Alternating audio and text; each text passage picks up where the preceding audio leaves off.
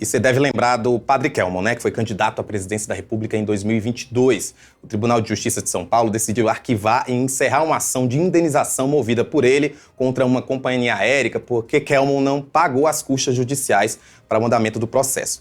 Quem vai explicar melhor isso, ao vivo, é o colunista Tássio Lohan. Boa tarde, Tássio. Boa tarde, Rafa. Tudo bem? Então quer dizer que não houve pagamento, a ação foi tirada. Como é que aconteceu essa situação? Porque parece que, como você deixou claro na sua coluna, que ele sofreu um calvário, né?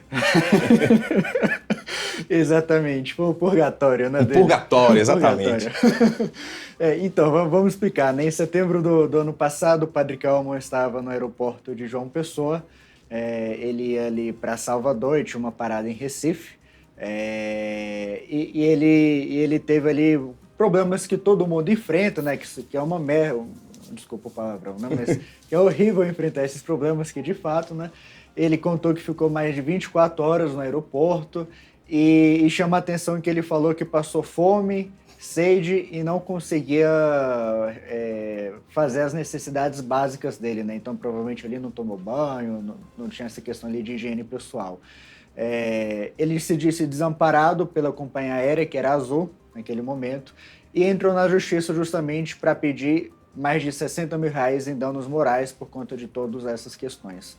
Só que aí, no decorrer do processo, ele pediu para ter acesso aos benefícios da justiça gratuita, porque ele disse que era um sacerdote que vivia de doações e que não tinha dinheiro para pagar, para arcar com as custas judiciais. A juíza perguntou para ele se ele poderia comprovar isso, né, pedindo inclusive o extrato bancário dele dos últimos 3 meses, mas ele não mandou, o que chamou a atenção. Nisso a juíza não tinha o que fazer, né, então solicitou que ele efetuasse o pagamento ali para dar andamento ao processo judicial, mas novamente ele não quis nem comprovar e não quis nem pagar, né, ali as custas judiciais, e o caso acabou sendo arquivado e transitado e julgado em fevereiro desse ano. Ele deu alguma declaração em relação a isso? Ou ele simplesmente não pagou, não apresentou os extratos, apenas ficou calado? Pra gente ele não falou nada, né? A gente chegou a procurar ele para tentar explicar melhor essa situação, ele não chegou a comentar. No âmbito do processo, ele não explicou por que ele não conseguiu comprovar ali, não sei se ele não quis abrir o extrato bancário dele e tudo mais, mas ele chegou a pedir para que houvesse um parcelamento ali das custas processuais em 2 parcelas, a juíza não acatou, e aí acabou sendo encerrado o processo justamente porque não houve esse andamento, né?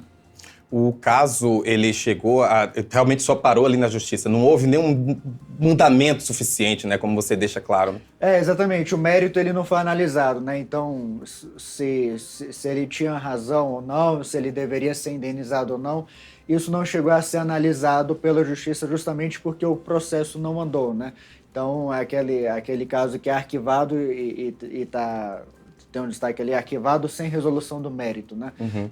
Foi justamente essa questão. A Azul chegou a dar alguma declaração? Ela chegou a entrar no processo? Como é que ficou essa situação na companhia? Não quero, né, fazer nenhuma ilação, mas a gente sabe que, de fato, companhias aéreas no Brasil, a gente tem muito problema, não é uma coisa incomum. Sim, não chegou a se manifestar no processo e não chegou a se manifestar também publicamente. Inclusive, não sei se vocês conseguem botar aqui na tela, ou talvez dar um jeito. É interessante de ver a frase que o Padre Kelmon usa ali, né, para criticar ali o momento em que ele esteve ali no aeroporto, né? Naquela ocasião, ele chegou a publicar um vídeo nas redes sociais que deu mais de 10 mil curtidas, né? Isso no Instagram dele, falando ali de todo o descaso da companhia aérea e tudo mais.